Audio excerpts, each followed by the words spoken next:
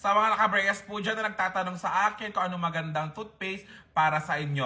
Okay? May recommend po ka sa inyo. Ha? Ito po. Ito po yung Yandy 1460. Yes po, ito po ay na-formulate para sa mga nakabrayas. Ayan o, Orthodontic Care Pro. O, ayan, sa mga naka-brace po dyan, ha. So, mayroon po siyang 1,460 ppm ng fluoride na kailangan ng ating ngipin para mas maprotektahan po yung ating ngipin at maiwasan pong magkaroon po ng sira. Yes po. So, kailangan kasi ng toothpaste ng 1,450 pataas na ppm ng fluoride para po maprotektahan yung ating ngipin. Ito, may 1,460 ppm. So, sapat na sapat po siya para maprotektahan yung ating ngipin, di ba? Para maiwas cavity, di ba? So, sa mga nakabrayas po kasi, di ba? Pag nakabrayas po kayo, maraming sisingit-singit dyan, mas mahirap linisan. So, kailangan natin mapangalagaan yung ating ngipin, no? Tapos, kailangan ng tulong ng toothpaste. So, ayan po.